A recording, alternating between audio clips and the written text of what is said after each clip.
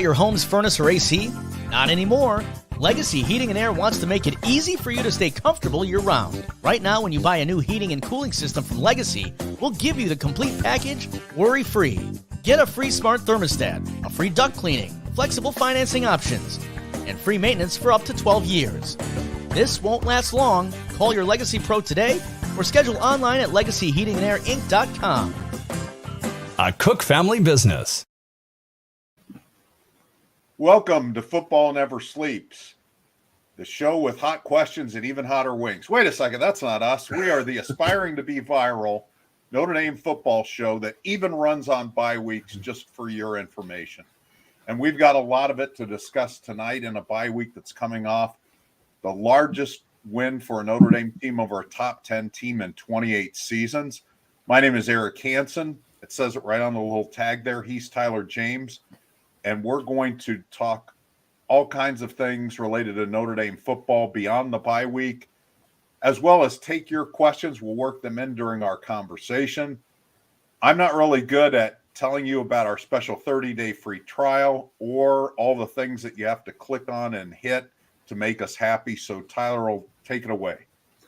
All right. I got a long list. No, it's not that long. But first, if you're not subscribed to our YouTube channel, subscribe here. Give us a like. Send us some comments. We want to hear from you. We want others to be able to hear from us. And doing all those things will help us do that. As Eric mentioned, we have a 30-day free trial of InsideNDSports.com that we are offering exclusively to our YouTube audience. You can use the promo code NDYT when you sign up to get free access to our premium analysis and recruiting coverage and special access to us over there on the Insider Lounge. There is a link in the description that you can click on that'll take you exactly there to sign up. If you aren't already, we would encourage you to do so. We have some intel on how Notre Dame's recruiting weekend went that has been up there since late last night. So hopefully if you're not subscribed, that is enticing enough to subscribe. And if you are already subscribed to us at InsideNDSports.com, you have taken in that information and you appreciate it. As Eric mentioned, the YouTube details in terms of commenting and sending questions. If you are on a desktop, the comment and chat box should be to the right-hand side. If you're on a mobile device of some sort, the comment and chat box should be below our talking heads. Make sure you've clicked through to either the YouTube app or YouTube's website to be able to comment. If you're watching us embedded somewhere, you're not going to be able to do that. So make sure you click through and get a chance to do that. And we will take your questions throughout the show. So send those in. We'll be happy to answer them, but we will first start off with Eric's introduction to where Notre Dame's at entering this bye week. You know what? It would be funny if we did eat hot wings on the show sometime. We'll have to keep that in mind if there's some kind of special occasion that calls for that. So Notre Dame is ranked a lot of different places this week. We're going to use the AP poll since it's been around the longest, even though I vote in the Super 16. Notre Dame is ranked 15th in the AP poll. They're off until the October 28th home game against Pitt, who is 2-4. As I mentioned, coming off the most lopsided win against a top 10 opponent since 1995. This one was a 48-20 thrashing of then number 10 USC. Ironically, the team that they beat that badly in 1995 was also USC. So the first place we're going to go coming out of that victory is what are the best case and worst case scenarios realistically for a 6-2 team that finishes this way? Pitt at Clemson, bye week, which is the second bye week, home against Wake Forest, and at Stanford. Well, in terms of bowl scenarios, I always defer to Eric's expertise on that. But in terms of what Notre Dame can do in terms of winning those games, best case is, I think, pretty realistic that Notre Dame can win all four of those games. There's no reason to think that Notre Dame isn't capable of doing that. Now, will they? We certainly know that they don't always live up to their capability on a Saturday to Saturday basis. So then if they don't, the worst case would probably be 2 losses. I think maybe the next 2 games I think are probably the most dangerous. Pitt coming off a big win against Louisville, a quarterback change that maybe is impacting that program in a positive way. A defense that's not terrible. They're number 26 in total defense right now, better against the run than the pass. And obviously Notre Dame hasn't been exactly dynamic in the passing game as of late. And then Clemson has a very good defense all around. And so that would be the other game that could challenge Notre Dame on the road. So I think at this point we're looking at either likely a 10-4 team or 10-2 team at best, or an 8-4 team at worst. What do you say, Eric? Yeah, as far as the bowls, I think they went out there in a New Year's Six bowl. They really realistically need to get into the top 10, and there's enough teams playing each other ahead of them. And a win at Clemson, even if Clemson picks up another loss between now and when Notre Dame plays down there, if they're able to win that road game against Clemson against that good of a defense, I think that's going to be enough octane to get them into the New Year's Six. It's interesting because I think in our preseason show, and I'm going to have to look back at my predictions, but I think I predicted them to play LSU in a bowl game, but maybe I'm dreaming. I did dream a little bit today. I took a nap since we were up till 6 a.m. on Saturday/Sunday. But so the New Year's Six, and I think that's realistic, but I do think, like Tyler said, the Pittsburgh and the Clemson games are going to be the most difficult in that run. Pittsburgh is a team that will test Notre Dame in every way Louisville did, and then some. They are set up to do exactly what Duke and Louisville did, and they do that to everybody. They lean into the run. They're not very good against the pass. They'll give that up, but they do rush the passer. They're one of the better sacking teams, tackles for loss teams. They're very aggressive. Shane Simon, former Notre Dame linebacker, is part of that defense. He has more sacks than anybody on Notre Dame this year, but they are not as complete as Louisville offensively, which is funny that they beat them by 17, but that was a big turnover differential in that game. They're one of the worst offenses, even with Christian Veillard having replaced Phil Jakovic. They only had 288 yards offense against Louisville. Again, it was a turnover inspired or turnover powered win for Pittsburgh. Clemson is good defensively everywhere. They do not have a leak in their defense. Their problems have been red zone offense and maybe questionable coaching decisions. But I mean, they opened with a 3-touchdown loss to Duke where they missed field goals by a kicker who supposedly kicked 70-yarders in practice. And then they lost to Florida State in overtime. And in that game, again, they dominated that game statistically. They held Florida State to 20 yards rushing, and Florida State still managed to win that game. So that's going to be a tough one. Wake Forest, they have issues. They're not a horrible team, but boy, they just got beat by 17 points by Virginia Tech. They changed quarterbacks, so the guy that replaced Sam Hartman, Mitch Griffiths, has now been replaced himself. And then Stanford, boy, were they entertaining on Friday night against Colorado. You look at them statistically, and there's no way they match up with Notre Dame, but that was kind of the story last year, and they won by 5. So Notre Dame's going to have to bring its A game, but I definitely think it's possible. As far as worst case scenarios, I mean, Notre Dame's bowl eligible, and if you lose one, then we're kind of sifting through the non-New Year's Six bowl games. Right now, Brett McMurphy, I can't remember the outfit he works for. Do you remember, Tyler? I think it's the Action Network right now. The Action Network. He projects Notre Dame to play LSU in the ReliaQuest Bowl. So that would probably mean LSU would also have another loss, and they certainly have those opportunities coming up. They have Alabama coming up the same week, and Tuscaloosa the same week that Notre Dame plays Clemson. So from there, we're going to say, with the December national signing period 2 months away and a key stretch just concluding, to impress key 2025 prospects, few loose ends in 2024. How would we gauge recruiting momentum right now, Tyler? Yeah, certainly the win Saturday was needed to sort of stabilize recruiting momentum. I think there was a chance that Notre Dame could start to lose recruiting momentum if the losses sort of started to pile up and Notre Dame wasn't able to live up to that big moment against USC in the way it did. Because I mean, beyond just recruiting, I think Notre Dame's season could have been at a point where it started to spiral if that game doesn't go the way Notre Dame wants it to. Notre Dame's in a pretty good spot with a lot of different 2025 recruits.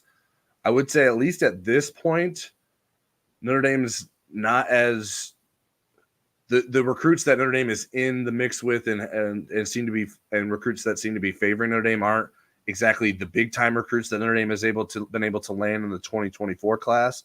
Now maybe that changes in the coming months as rankings change and maybe have a better and more accurate reflection of how good these players and recruits are as they're in their junior seasons. But the momentum is good. Like they're getting guys on campus. Guys are leaving campus with good impressions.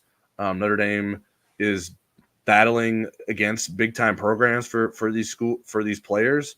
And so that's where I would wonder, like, okay, well, maybe these guys are going to end up being higher ranked than where they're at right now. But I have a few different future casts out in the 2025 class for guys that haven't made decisions yet, whether that's Jerome Bettis Jr., wide receiver, who's only a 3-star recruit currently, Owen Strebig, a 4-star offensive tackle out of Wisconsin, that Notre Dame is at a good spot with. USC seems to be the biggest threat there, and he plans to go visit USC for the UCLA game later this season.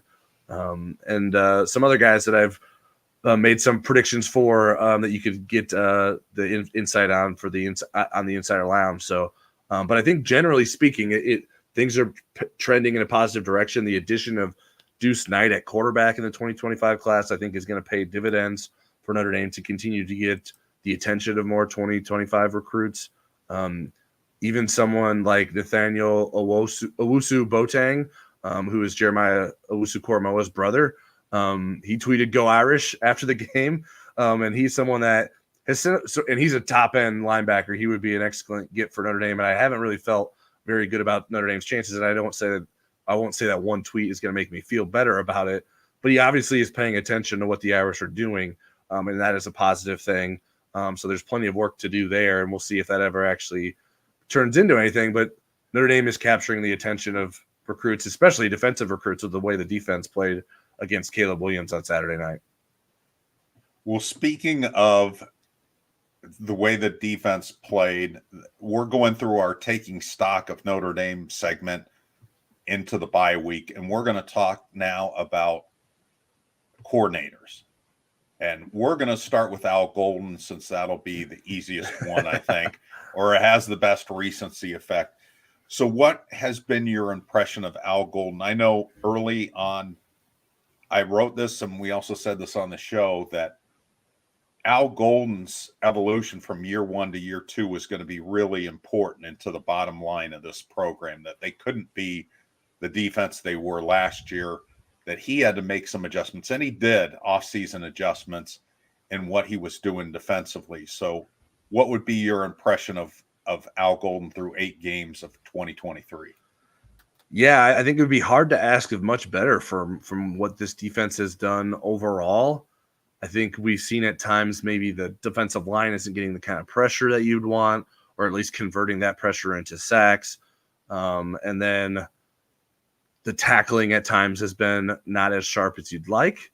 But I think when you look at the overall results, Notre Dame is playing at a very high level against both good and bad offenses. Certainly has given up some big plays. That was the issue against Louisville, giving up some big plays. But I think you sort of saw the toll that Notre Dame's lack of offense was taking on the defense in that Louisville game. So, I mean, mostly outside of the 2 plays where Notre Dame lined up with 10 men on the field at the end of the Ohio State game, I think you have to give Al Golden the very high grades for what he's been able to do with this Notre Dame defense so far. What do you think, Eric? Yeah, I think so too. It was interesting because I spend a lot of time with Al Golden, probably more than anybody else on the beat, because I have to transcribe his interviews on Tuesday nights for the whole group. And he was remarkably calm on Tuesday going into this USC game. He was a little chippy going into Louisville, but he was really calm and seemed confident going into this. Yeah, I like how he's evolved. I like the different things that he's tried to do with different personnel, and how he's kept looking for answers to make their defense better. And he's acknowledged when they've had issues. I still believe there are two areas where Notre Dame can get better. And if they continue to show the pressure that they were able to against USC, I think they'll get better in both. One is run defense, and one is third down defense. Those are both areas where I think Notre Dame can get better. And if they do, then they're going to be a dominant defense, not just a really good defense. As I look at the teams they have left to play, Clemson is by far the best of those teams offensively, and it's flawed. Stanford, other than what they did against Colorado, hasn't done much offensively. Wake Forest has been more miss than hit, and you can usually make them pretty one-dimensional. Their running game isn't consistent. And then Pittsburgh has been awful. Now, again, maybe the change at quarterback will spark them a little bit. Certainly they weren't getting the mistakes they got with Phil Jakovic when they went to Christian Veilleux, who is a Penn State transfer. So I like where the defense is trending, and I like where it's going to trend after the season, even with the possible players that will be heading to the NFL, because I think there's some really, really good athletes in the younger classes, especially at linebacker. I think there's some really good prospects on the defensive line. I love the young cornerbacks. I'm more curious about the safeties, but we'll see. I think if they can turn Xavier Watts into what we saw Saturday night, if Chris O'Leary can do that with him, I think there's hope that he would do that with some of the young safeties on the team. And then even a guy that's going to come in as a freshman, didn't Adam Gorney write about Kingston Viliamu-Asa today? Yep. He was at a big California high school showdown, and Kingston was part of that. And he's very optimistic that Kingston could play as a freshman. He's that good. So, and I believe he's going to end up as a 5-star prospect before the cycle is over. So Notre Dame will have a 5-star on defense. So yeah, I really like the direction that the defense is going. All right, I'll flip it to you and have you go first with Jared Parker. Then let's see what you think about what Jared Parker has been able to do so far this season, and then how that relates to what needs to be done the rest of the season for the offense. Well, I think Jared Parker is going through kind of a natural evolution for a guy that's had the car keys to the offense for really the first time. When he was an offensive coordinator at West Virginia, it was very much your dad sitting in the passenger seat with an extra brake on the floor and everything else. I mean, there was very little of him having total control over that offense. So this is really, to me, his maiden voyage with this. And I think in the first 4 games, he's shown that he's a guy with a lot of good ideas. And that's kind of what I expected of him. And that's probably what impressed Marcus during the interview process, and what Marcus is known from having coffee or whatever when they were at Purdue together. However, a big part of being a coordinator and an offensive play caller is being able to fix things. Tommy Rees, I think, went through these same stages, but he always had Brian Kelly as a backstop. There was always somebody there in case Tommy got in trouble that at least thought he had all the answers and could help Tommy Rees. And so I think Jared Parker doesn't have that. And I think that was the risk in a first-year head coach or a second-year head coach who's a defensive guy hiring an inexperienced offensive coordinator. And I'm not sure yet that Jared Parker has those fixes. So I'm really curious what the Pitt game is going to look like. The 251 yards Notre Dame got against USC was a season low. It was actually a Marcus Freeman era low, even though we're only 22 games into it. However, in Parker's defense, they cashed in the turnovers, and they only had 49 offensive plays, which was part of the product of a team that got 5 takeaways, a lot of those deep into enemy territory. But I think the jury's out on Jared Parker. He still has something to prove to me in terms of being able to handle this spotlight and being able to become a fixer. Again, I don't think it's unusual, but a lot of times when guys go through this, they're not in the Notre Dame spotlight. They're somewhere else going through this evolution where there's not so many eyeballs and scrutiny on them. So curious your thoughts, Tyler. Yeah. Oh, I'll talk about Jared Parker. Then I want to get to a question. So make sure I don't forget to ask you about as it relates to sort of Notre Dame's offensive output against USC. Okay. So I want to circle back to that. I think this would be a good spot to talk about it. In terms of Jared Parker and the season he's having as offensive coordinator, I think there are some good and bad. I think he has a lot of work to do still. There were some things in the USC game that I liked that Notre Dame was doing, whether it was some of the end around and jet sweep action that Notre Dame was using. And you don't have to always give it, but at least make the defense think about it and cause some hesitation there.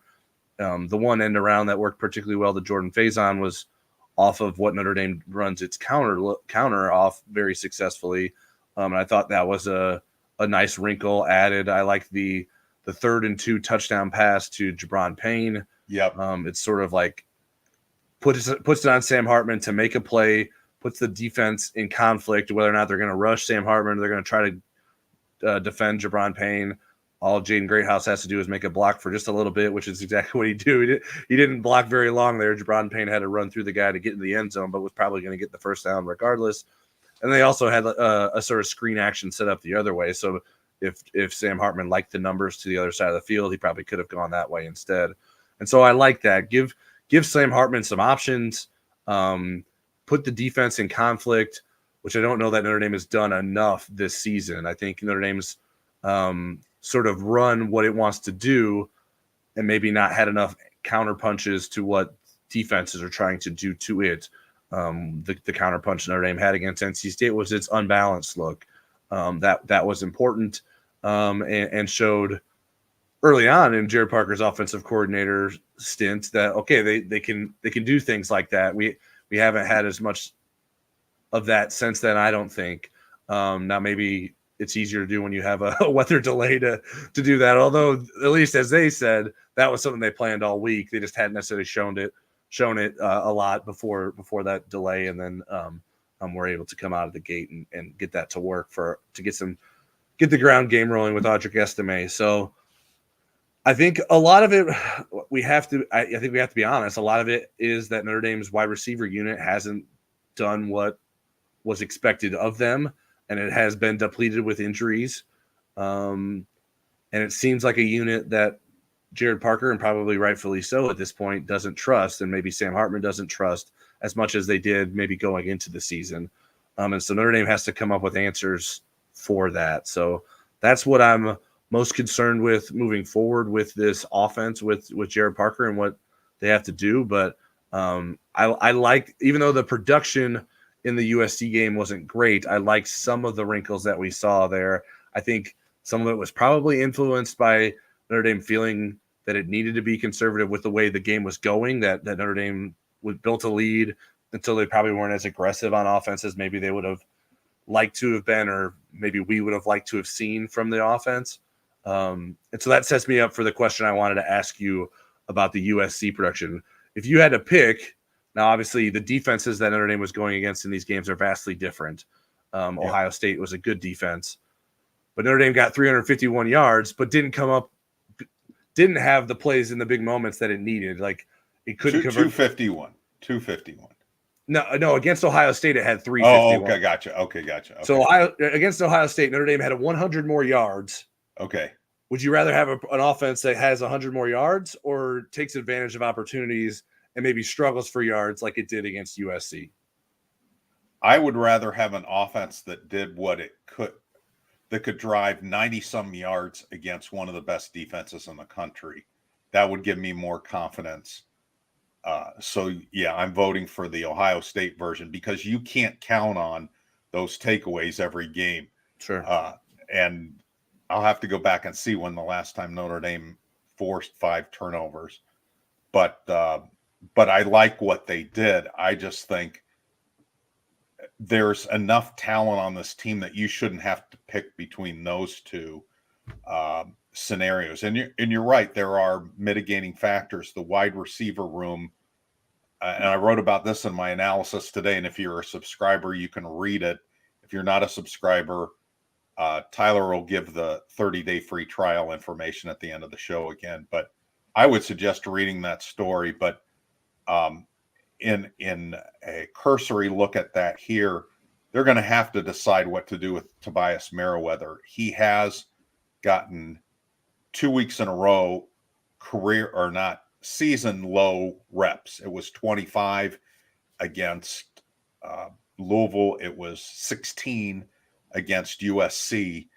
And so he's going to have an impressive showing during the bye week and the week leading up to Pittsburgh, in the abbreviated week they have this week, to show that he still belongs in this group, because they're going to start getting pieces back. Jaden Thomas, I don't think yet was himself. He had 12 reps in the USC game and didn't have any targets. This gives him a chance to fully heal and kind of be who he is. Jaden Greathouse should continue to get healthier. And we may see Deion Colsey in the Pittsburgh game, probably more likely Clemson. But that was Marcus's original timeline. And Marcus does move that timeline around with these arthroscopic surgeries. But Deion Colsey could be back, and that's going to be a big addition.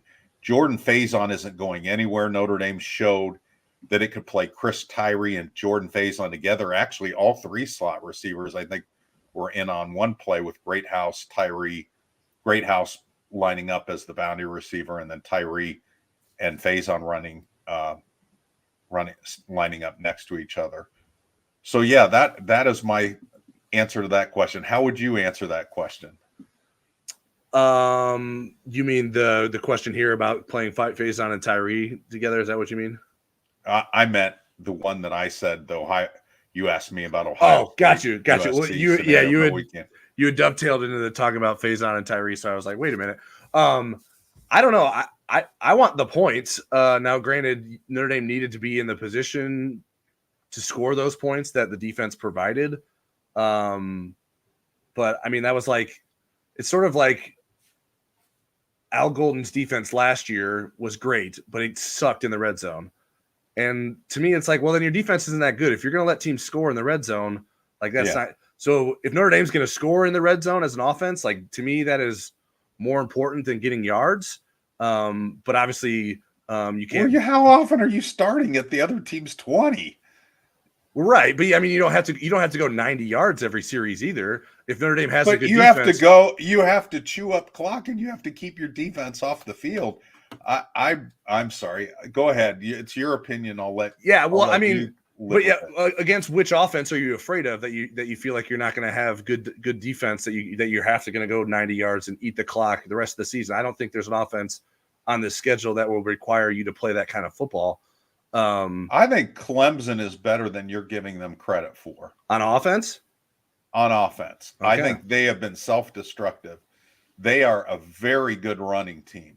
I mean, they're way better running team than Notre Dame is statistically, and they ran all over Duke until the end of that game. But they absolutely self-destructed, and Cade Klubnik was a mess. I don't know that he's going to be a mess in November. Yeah, and certainly playing at home, Clemson has the advantage there. They're not going to, you wouldn't think, be rattled in the same way that they would, even though it was Duke playing on the road, because They give you many reasons to doubt them. They beat Wake Forest 17-12, right. A couple weeks ago. So, all right. So let's talk about special teams then before we get to some of the questions that have been submitted in the chat. Okay. What do you think about the season Marty Biaggi has had? Well, certainly the Jadarian Price 99 kickoff return was a highlight. I would say and I think his faith in Spencer Schrader is starting to pay off. Spencer Schrader's on a little bit of a run right now where he can be counted on. I guarantee you there's going to be a game where a 50-plus yard field goal, having somebody that you feel pretty good about marching out there is going to pay off, whether that's during the regular season or in a bowl game.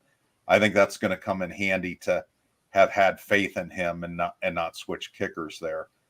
Having said that, I'm very disappointed in the coverage, both kickoff coverage and punt coverage. Every once in a while, you get an ooh-ah hit inside the 25.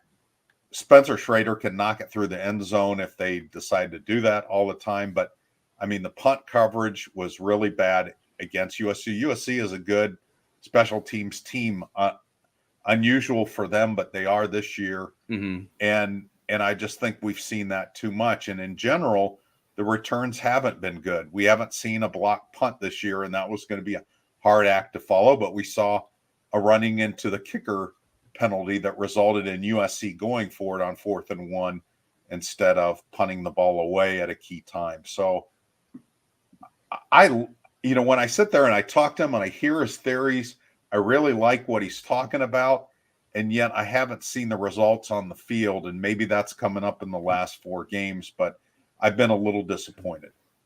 Yeah, I think it's been a pretty up and down season for Notre Dame special teams, and we are at the up part right now, at least with the kick return and the field goal unit. But punt coverage was shaky against USC, which is a team that you don't want to have shaky punt coverage against with Zachariah Branch back there. But I think it's been beyond that. Notre Dame is number 92 in the FBS in net punting. That has to improve. And so with a punter as good as McPherson is. Yeah, he's 22nd in the country in punting with 44.9 average.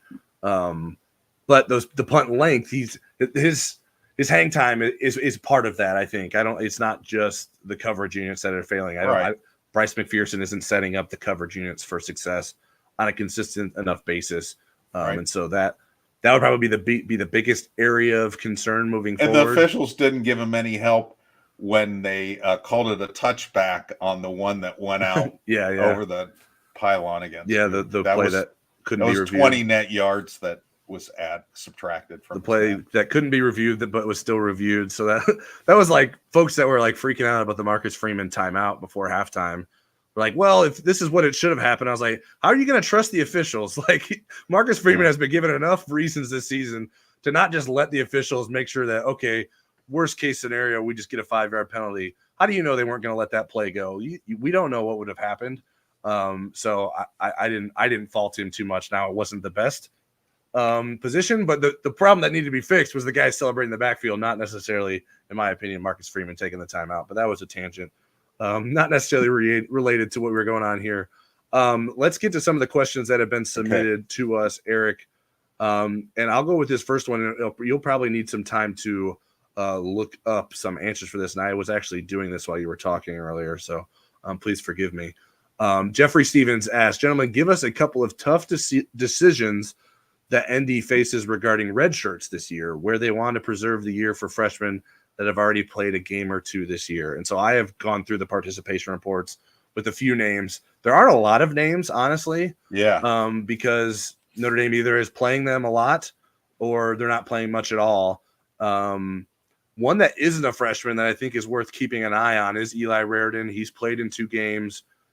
Do you need him to play in all these games? I think Notre Dame could probably get away with him not playing, and it probably wouldn't be the worst thing to be able to save a year of eligibility for him, given that he missed so much time with the knee injury. So that is an option. I don't know that it's necessarily trending in a way that Notre Dame's going to hold him out, but that I would at least consider that during the bye week. Hey, is there a plan that we can come up with here that allows us to do that. Maybe Eli Raridon just plays in the Clemson game for the regular season, then plays in a bowl game, so he only plays 4 games. I don't know that you want to do that, but that is something that I think you can at least consider. In terms of the true freshman, Braylon James has played in 2 games. If Notre Dame's receiving problems continue, can you get him on the field? Like, is it, and do you need him to get on the field? I think you have to. I'm concerned if you can't get him on the field, if the guys are struggling to the extent they have been struggling, like if you can't get Braylon James on the field, why not? Like, why can't he get out there and get some run, even if it's in a limited role? Like, it's not like the guys that are out there right now are producing at a much higher level than he is on the bench. So I that would be something that I think Notre Dame has to consider. And then the other one is Boubacar Traore, who we saw play for the first time against USC. And had a sack in his first game. He's played 1 game. Did he play in Central Michigan or no? It was listed. He's listed as playing 1 game. Gotcha. On Notre Dame's participation. I'm going to look that up in the season stats because that's where I got all these. That's where I pulled all these guys from. I'm just going to double check with Pro Football Focus. For some reason, I thought And so if he's only played in 1, I mean, regardless of whether he's played in 1 or 2. They need to decide, do we push him beyond 4? Is there a role that we can find for him in the defense that's worth pushing him past the 4-game limit? So those are the guys that I think Notre Dame has some tough decisions for. And once Eric finds the Boubacar Traore participation according to Pro Football Focus, I'll let him weigh in if he has some other guys in mind that Notre Dame may have a chance to limit. PFF has him having played against 6 reps against Tennessee State, 3 against Central Michigan, and 2 against USC. All right. Well, that's a significant difference. That is a significant difference. But let's say that Notre Dame's accounting is correct. Let's say that they got mixed up, and they have before. PFF didn't have Tosh Baker playing in a game that he clearly came in and played for Blake Fisher when Blake Fisher got injured.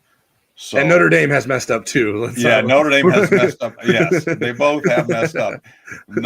Yes, there's been plenty of mess ups. Heck, we heard the stadium announcer say that Deion Colsey had an interception on Saturday night. So, but let's say any of those scenarios, 1, 2, or 3 game. I mean, Tyler, you remember when we were at the open practice at School Field in South Bend, and I'm like 51, because I don't have all the numbers memorized at that point. And even Saturday, I'm like 51, Boubacar. And he was so impressive in that practice. Now, he wasn't going against Joe Alt and Blake Fisher, but he was going against some pretty decent future starting tackles for Notre Dame. I think if a guy can play 2 reps and get a sack on one of them, and you've been down toward the bottom until Saturday night of teams in the country and fewest sacks, right? I'd say that's a guy I want to take a longer look at. I think it's worth burning a year of eligibility if he can bring that kind of pass rush. Now, you have to teach him how to celebrate on the sideline afterwards, but I think that would be a worthy one to do. All right. Any other freshmen that you think that Notre Dame should push for? No, or maybe I mean, again, back? A lot of them were in the Tennessee State, Navy kind of Central Michigan run. Right. So, like, we're talking guys like Brennan Vernon. They haven't really needed those guys. I mean, I think the ones that are not. I don't think Jaden Osbury. He's been playing special teams. Drake Bowen has been playing special teams. Yeah, so Osbury's played 4. Bowen's played more than that. I'm pretty sure. Right. I'd say put the hammer down and let those guys play and get as much experience, because there's a chance both those guys could be starters next year. I had asked. That's how we got into the fact that Ziegler and Eli was coming back. I think it was in one of the Thursday Zooms. I asked Marcus, "Are you thinking about a plan to redshirt either Eli or Ziegler?" And he's like, "Oh no, not on either of them. They're both coming back, and they were back soon."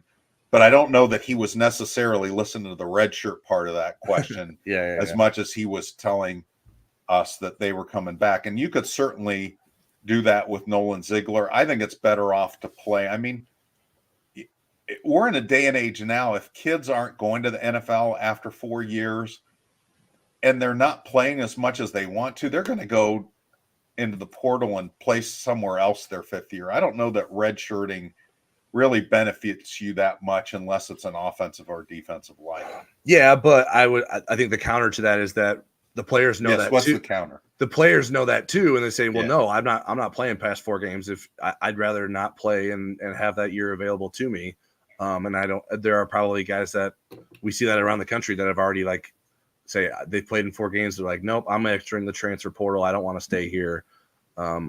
I don't know that that's necessarily going to happen for anyone at Notre Dame this season, but I think it can't. I mean, not with somebody that's a senior. I mean, you're thinking about like Jacob Lacey, what he did. No, I mean, no. Here's an instance. Okay. What say Deion Colsey's like? You know what? I'm going to take the rest of the season off. Oh, He's played in 4 games. Like, I don't need to come back after this knee injury. I'm not saying this is what Deion Colsey's going to do, but guys reserve that is more a part of the conversation than it ever has been before because of the transfer portal and wanting to make. Yeah, I want to say that you're full of it, but you know what? There's nobody that's full of it in this day and age with the transfer portal and all the other different rules. All those things happen now. I mean, people used to ask me in my chat, is so-and-so thinking about transfer, and because they're not playing, and it was easier for me to kind of chuckle that question. And now it's like, I need to answer this how I think it's going to happen because Right. It does. Yeah. I mean, anytime a quarterback wasn't playing, they were going to transfer, and now they do. All right, Beef Eater ND08 says, "Hello, gents. Any idea what Marcus Freeman said to Xavier Watts when he was coming off the field after the scoop and score?" He got asked about it in the press conference. Wasn't that the play? And he didn't have it. He couldn't remember. I mean, I don't remember if that he was said something. He said, he goes, normally what I tell him is, one life. So I think he got asked about something else. Chad Welty has chimed in with the correct answer. He was telling him to protect the football. He was using it as a teaching moment because Xavier sort of slowed down and he was like, he sort of lollygagged into the end zone where it's like, no, finish the play, give the ball to the official.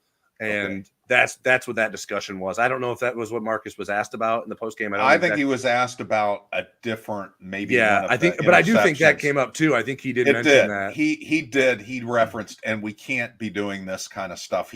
I don't think he mentioned Watts specifically. He was like, we can't celebrate on the field. We can't, slow down as we're going into the end zone. We need to run through the end zone. Yeah, he was picking out those things. So yes, you're right. I was probably listening to being confused that Deion Colsey had gotten an interception. All right. Ryden 42 asks, can Notre Dame get Faison and Tyree on the field together more to create more explosive plays? I think they did. I saw them line up with each other. The Faison touchdown came with both of them on the field in the first game, in the Louisville game. Yeah. So I think it's possible. Do I think that that's the best lineup? I think until somebody emerges at that field receiver that really grabs that and takes that, I think I would like to see Tyree get some looks there. And I mean, Faison's not going away. I realize that people say, well, this is a walk-on. How can a walk-on be having this kind of impact on your team? If you walked into training camp and you didn't know any of the players and you saw 80 running around, you wouldn't, and you said, who's the walk-on among the wide receivers? And you only had him and the scholarship guys to pick from. It wouldn't be necessarily natural for you to pick 80, because I kept thinking, who's 80? Right. Again, it takes me a while to learn the numbers. I don't carry around it with me. And when somebody surprises me or has switched numbers, they catch my attention. He was one. Luke Talich caught my attention, the safety, a walk-on who I think will eventually play for Notre Dame.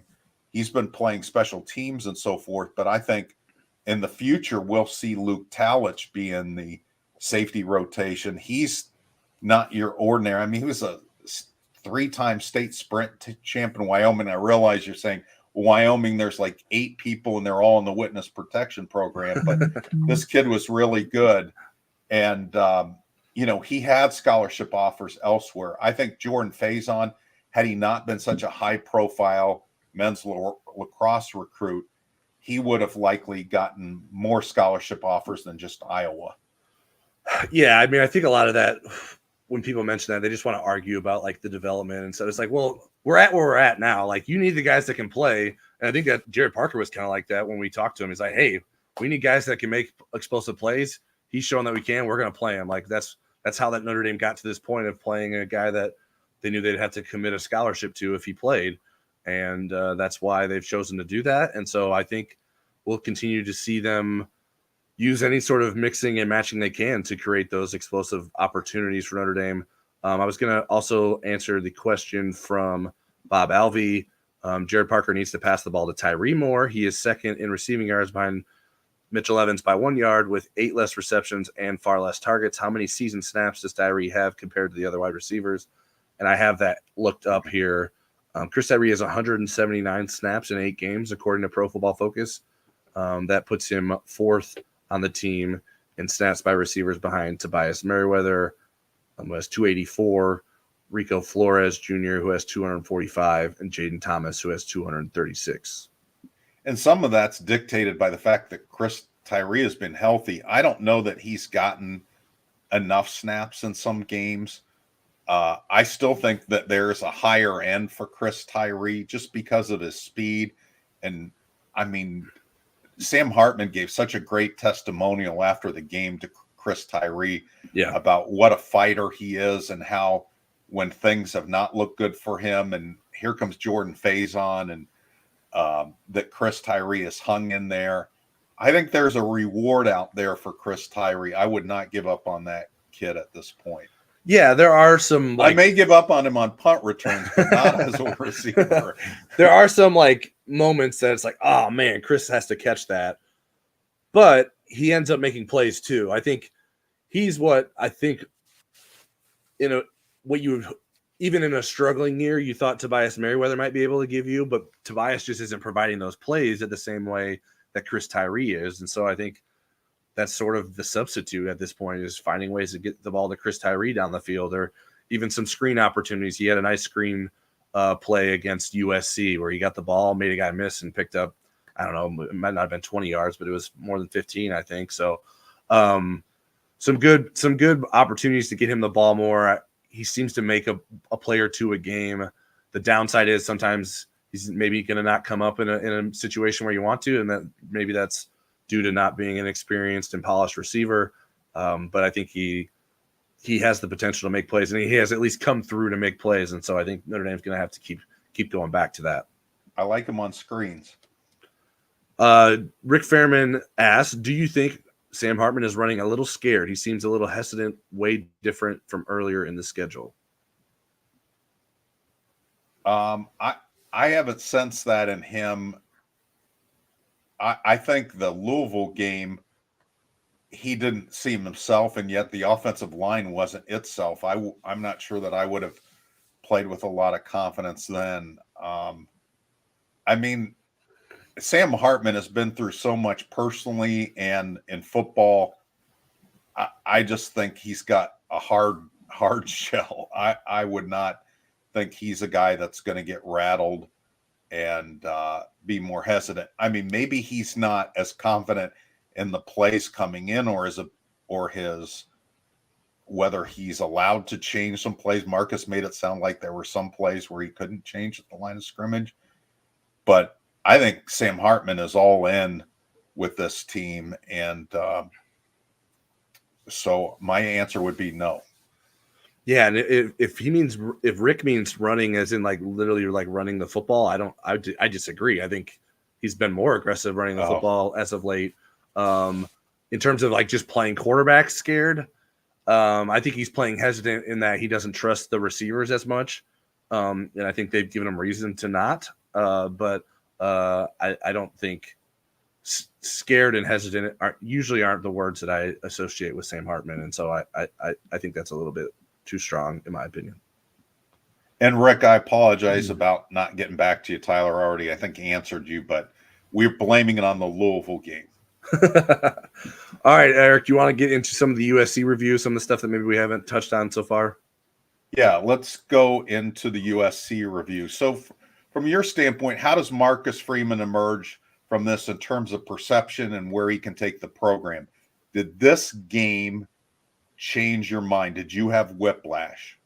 No, and I think I've sort of cautioned that, like, going into the game, that like this is on both sides, like this is a really tough task for Marcus Freeman. If they lose to USC, like I don't think that Notre Dame isn't. That doesn't mean that Notre Dame can't be a good team eventually.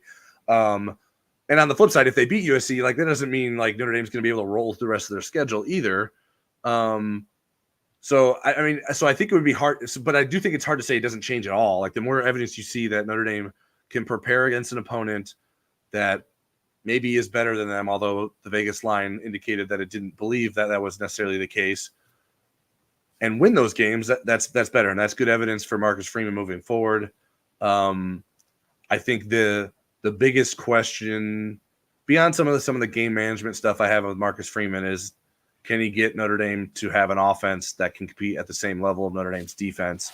And I don't know that's a question that's been answered yet, and the USC game wasn't going to necessarily provide the answer for that. So in terms of perception, I think it helps the fan base that was already ready to get pitchforks out after the Louisville loss, and I think they had to put them back in their sheds after the USC victory. But I think there's still going to be plenty of questions following this program despite the USC victory. What do you think, Eric? I agree. I think you can't temper it too much. I will say that the Louisville loss shook my confidence in Marcus Freeman really for the most of the 22 games that he's now coached out of the first 21. That game shook me a little bit more than the other ones. The USC game didn't completely reverse it, but what I will say is I think this team showed me something in terms of what they could do the rest of the season, and that can they figure it out? I think they have the resilience and the toughness to figure it out.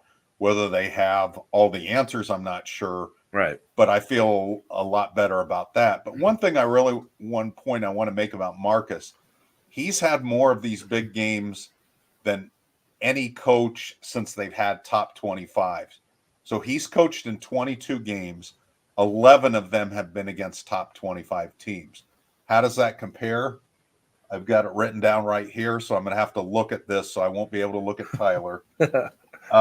Tyrone Willingham was next with 10. Lou Holtz had 9. Bob Davie had 7. Charlie Weiss had 7. And Brian Kelly had 3. And what was the Marcus Freeman number again? 11 out of 11. 20. Okay, I wanted to make sure 50% of his games have been against ranked teams. Now, you could also make the case that Marcus took over a program that was maybe more equipped to play top 25 teams, right, with the state of the program when he took it over. It wasn't a rebuild. I would say Bob Davie probably, from a talent standpoint, had the second best situation taking over. But again, I mean, every other game statistically has been against a top 25 team. So there's been a higher mark. And again, Marcus has victories over 2 top 10 teams, and Brian Kelly had 4 in 12 years as the head coach. Now, there was a bad statistic on our message board and on Twitter where somebody made the point that Brian Kelly only won 2 top 10 games at home in his 12 years. That's not fair. He had 3 total. So there weren't many of his. He had 16 and only 3 were at home. Marcus has had 2 at home. He's won 2 of them. He's had 5 total. So he's 2 and 3. Brian Kelly was 4 and 12. I think that's the fairer comparison, right, than saying, well, Brian Kelly only won 2. Well, yeah, he only had 3. So that was good context. Thank you. Okay. Do we want to go to the next thing here, or do we have questions? There was one question, just a general question from Irish fan. What was it like for you guys watching that one in the press box? Well, I didn't sit next to Tyler, so he didn't hear all my great commentary this time. And Charleston's pretty quiet, but I did see him smile twice. It was surprising. I mean, it wasn't, even though I had picked Notre Dame to win, I wasn't supremely confident, and I did that largely by ignoring what happened in the Louisville game and looking purely at the numbers and listening to the betting line. The betting line spooked me, and I changed my prediction before we did our Place Your Bet segment. But I was surprised at how well the defense played. And so that was – and we don't get a ton of games that surprise us to that extent. You know, I think the all-time one for me was Oklahoma in 2012, where not only did Notre Dame beat a team that had – you could count on one hand the non-conference home games that lost in the Bob Stoops era, but that Notre Dame was bullying them in the fourth quarter, just running it down their throat, knowing Oklahoma, knowing that it was going to be a running play, and them just plowing down the field to put the finishing touches on that victory. This wasn't quite like that, but it was in that same category for me. I think, yeah, and I think there's some parallels to the Clemson game last year where I don't know that it was that surprising that Notre Dame beat Clemson, but the way that they sort of dominated Clemson and Clemson couldn't do anything about it. And that was a game heavily influenced by defense and special teams as well. So I think there's some similarities there. But yeah, it was fun to see Notre Dame to play at that level in that atmosphere. Notre Dame hasn't always met the atmosphere in Notre Dame Stadium with that type of performance. And for Notre Dame to do that, and just the fact that in the way that they did it, how surprising it was that they just completely shut down Caleb Williams and forced him into turnovers was pretty impressive. And there was no Belinda Carlisle played in this game that I heard. Roderick Blackman asked, why haven't we seen this type of pressure from Golden all season? You know, that was the next thing we were going to talk about, and we can segue into that. Mm-hmm. I think they've been searching for the right personnel combinations of how much Jalen Sneed to use, when to blitz the linebackers. And you've also had three defensive linemen in particular really kind of finding their groove in the last few weeks. Riley Mills, Howard Cross really has been doing it all season, but he's been a monster the past few weeks. And JJB, Javante Jean-Baptiste, has really had, even though it doesn't show up in the sack totals, the quarterback hurry totals, he's really finding his groove as a player. I think those three guys, in addition to how much Kaiser do you use, how much Jalen Sneed do you use, and then on the back end, Xavier Watts kind of turning into an elite safety to complement the really good corners Notre Dame has, I think has helped too. And I think all those things came together.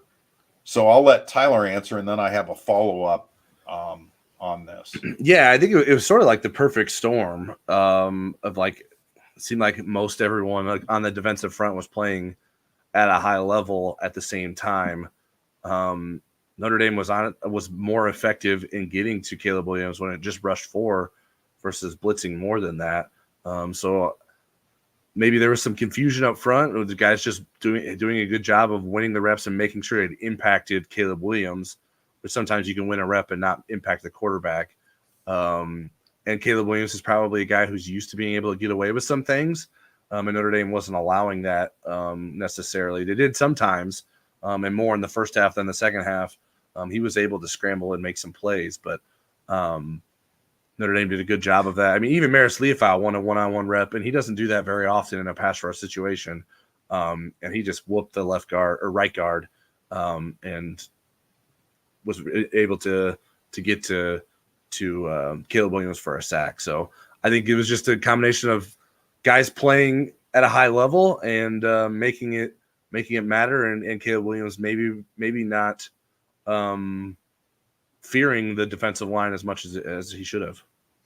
I think also having played Brennan Vernon and Riley Leonard earlier in the season helps, even though they're not Caleb Williams. I think having had to come up with schemes to deal with not letting them gash them if they got away from the pressure, I think that was helpful as part of what went on here. So my question to you, Tyler, then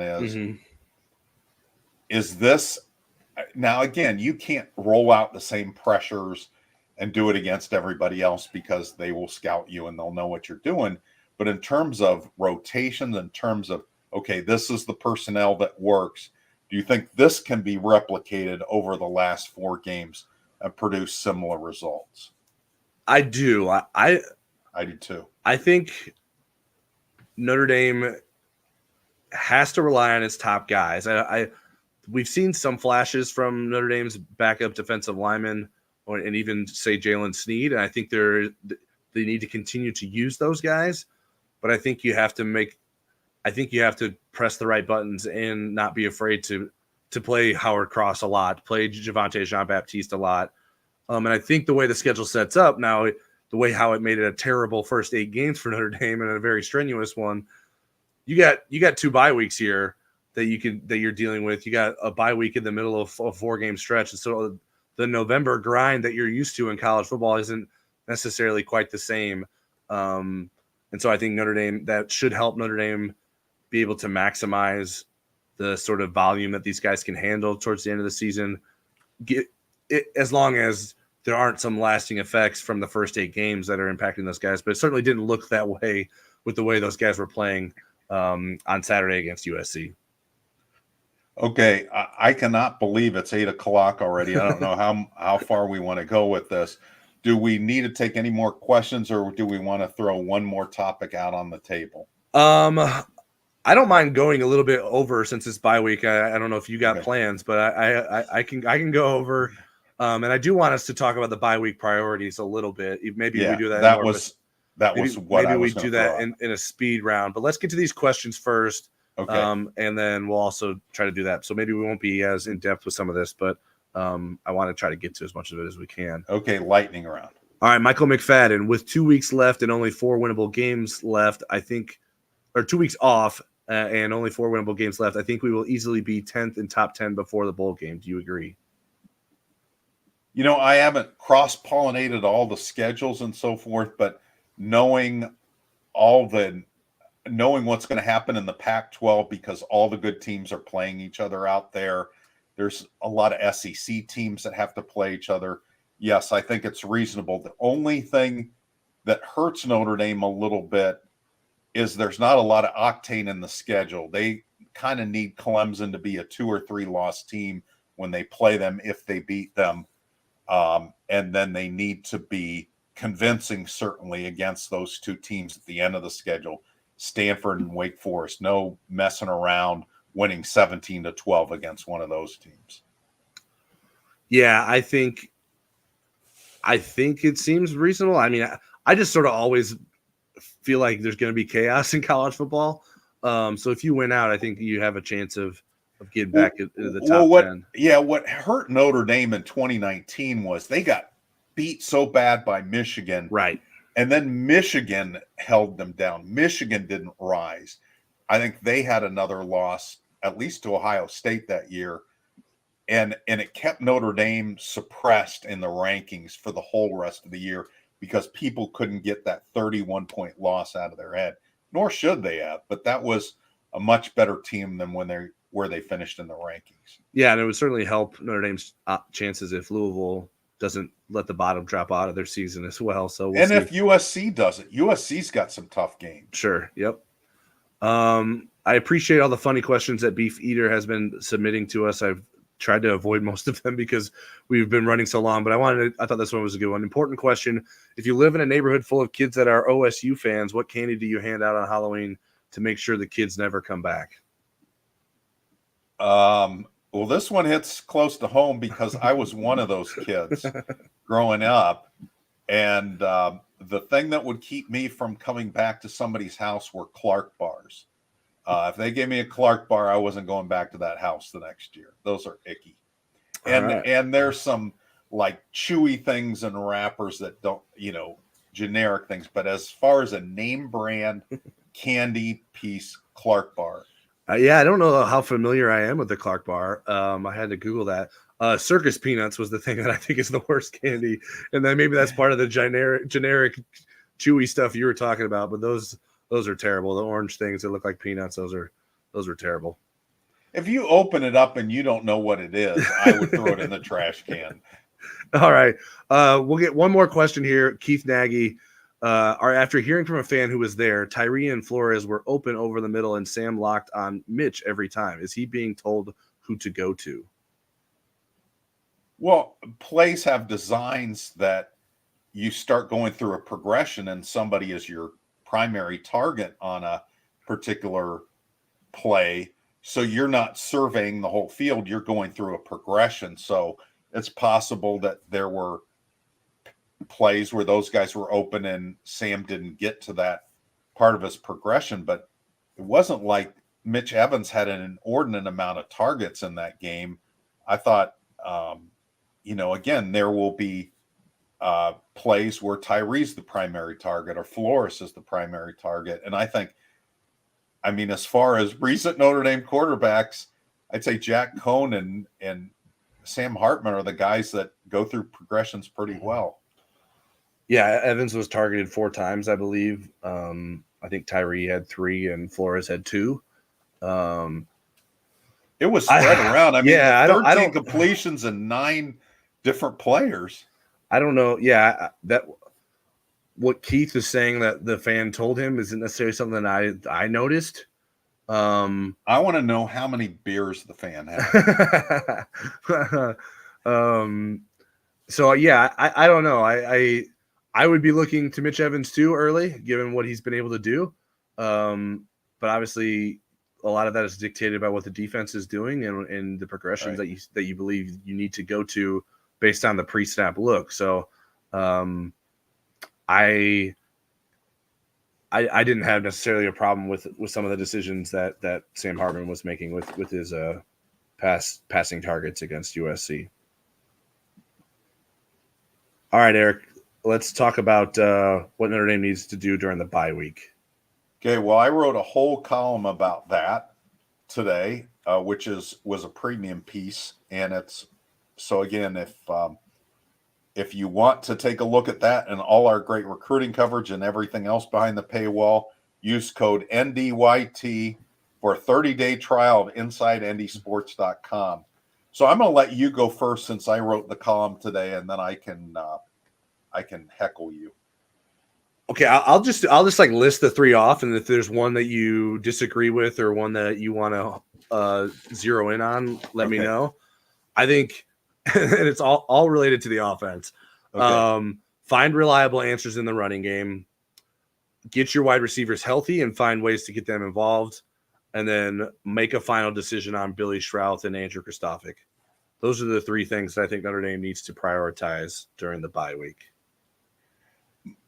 I would say of the ones that I wrote about the offensive priorities, so there was only one defensive one, and it was very, very minor in terms of what they needed to do. So I would say if you're going to make a change at offensive line, this is the time to do it. Mm-hmm. And figure out who your top 5 guys are and then leave it alone and go through the rest of the season. If Billy Schrouth is better than one of your starting guards, put them in there and ride that to the end. It doesn't sound like they're going to make a change with Zeke Correll, but again, if Andrew Kristofic, he was part of a mid-year offensive line change in 2021. That actually came a week before the bye week. My second would be figure out what's going on in the wide receiver room and prioritize the guys that you can really count on and get them in the right places. And again, you're getting pieces back. You're going to get most likely Jaden Thomas at the best of his game with a week rest and not having to tax that hamstring. You quite possibly, unless Tyler James's redshirt scenario plays out, you're going to get Deion Colsey back. how does Jordan Faison fit in? How does Chris Tyree fit in? So you really have to kind of look now that you're going to have the numbers and figure out who can help you the best and then play those guys. And in that, you got to figure out, are you going to keep investing in Tobias Merriweather, or does he have to play his way back onto the field? He has the most reps of any wide receiver on the team, and he has 8 catches this season, and those two things don't align. I'm a believer that Tobias is going to figure it out at some point. I just don't know when, and I don't know where. It could be here. It could be at another school. I think he's got the talent, and I think he's got the wherewithal to get there, but they've kind of babied it through for 8 weeks, and now they're going to make some tough decisions. The third thing is really making tweaks in the offense that's going to make Notre Dame be what it was in the first 4 games, and that's a team that could open up the run using its passing game and open up the pass using its running game. That's what Notre Dame is going to be ideal. And again, there are going to be teams right out of the bye week gate that are going to test that. Pittsburgh is absolutely built to test Notre Dame to see if they've done that. And then Clemson even more so, because they don't have a weakness on defense. Yeah, the offensive line one is the most intriguing, just because it involves moving pieces, and how do you know if this is the right time to do that? Have you seen enough from Billy Schrouth in practice or Andrew Kristofic in practice to make the move? Notre Dame did this during the bye week once too with Aaron Banks, where they brought Aaron Banks in to be a starter during a bye week. Yeah, I mean, I think center is probably their biggest concern, personally. I don't now. The problem with Coogan and Spindler is sometimes they're terrible and sometimes they're great. And it's never the same time. It's not like one has been bad all season and one has been good all season. I think they've each had their moments, which I think that comes with inexperienced players. And so if you add in a Billy Strauss to that, is that really going to make that? Is there going to be a difference in that? Well, let me ask you this, Tyler. Here's something we haven't even considered. Pat Coogan has been a backup center his whole time until this year, and then he competed for a guard spot. If you're truly getting the best 5 on the field, is there a scenario where Coogan moving to center makes sense and bringing in Shroud? It's you read my mind, because my notes say, if I'm being honest, the move I'd prefer is probably the least likely, and that would be Coogan to center and Shroud to left guard. I think that's what they may look like next year. I don't know that you would do that, because then you got two guys playing in different positions. They did it once with Nick Martin, and you do look for the opposite way because of a hand injury. Zeke Carell's experience matters, I think, and so I think that's why that probably won't happen. Even if he isn't playing to the level you want him to at center in terms of moving the line of scrimmage. So it's probably not what happens, but I don't know. I think it's something that's worth considering. The most likely solution or result, my guess would be that they sort of stay put and let these guys ride it out and see what happens. But these are the 2 games that you need to be your best for coming out of the bye, is the Pittsburgh and Clemson games. And so that's what this season is about at this point. It really is about Pitt and Clemson and winning those matchups. Right. And they're the teams that are going to test Zeke Carell or whoever your center is the most. You don't have to close the gap on Georgia this week, even though the gap got smaller with Brock Bowers being out for the rest of the season, it looks like. But you don't have to close that gap. What you're trying to do is get into the top 10, get to that New Year's Six bowl, get some great momentum, win the New Year's Six game. And the teams that present that bad matchup for you are Clemson and Pittsburgh. They both are really tough with that interior part of their defensive lines. Yeah, so I mean, that's why I think you probably maybe what ends up happening is Notre Dame runs out the same 5, prepares to have those guys going if those guys struggle, not like a rotation, what whatever was going on in the Louisville game. Don't be afraid mid-game to pull the plug on one of those guys. Make sure Andrew Kristofic and Billy Schauth are ready to go and say, hey, you know what? It's not Zeke Carell's day. It's not Pat Coogan's day. It's not Rocket Spindler's day. And just make that change and let the replacement sort of run with it for the rest of the game. And so maybe that's what ends up happening. But it's probably not there's probably a lot of things going through Joe Rudolph's head this week in terms of, okay, what do I got? What do I have to do here? What gives us the best chance to win these next 2 games? All right, I think that's the best ending stop we can get to here, Eric. I'm sure we can keep going, but I think we've hit most of the topics we wanted to get to. We had a lot of good questions from our audience, so we appreciate you all for sending those in. Is there anything else you want to get out there before we go, Eric? If you live in South Bend, check out Legacy Heating and Air. They're our sponsor. I'm also a customer. I love Legacy Heating and Air. If you don't live in South Bend, move here and look up Legacy Heating and Air when you need a new furnace or air conditioner, or even just have maintenance to do on a crummy one you bought from somebody else. All right. Yeah, I'm not a homeowner, but I know Eric has been singing the praises of Legacy Heating and Air for quite some time. Like we said at the top of the show and throughout the show, and the screen has been reminding you, we have a 30-day free trial available to our YouTube audience for InsideNDSports.com. Use the promo code NDYT when you sign up to get free access to our premium analysis and recruiting coverage and access to us all day long on the Insider Lounge. We will not be back on YouTube until next Monday, but we will record an Inside ND Sports podcast later this week, and we have plenty of football and recruiting and even some basketball coverage coming later this week on InsideNDSports.com, so you make sure you check that out. And I hope you all enjoy the bye week as much as Eric and I will.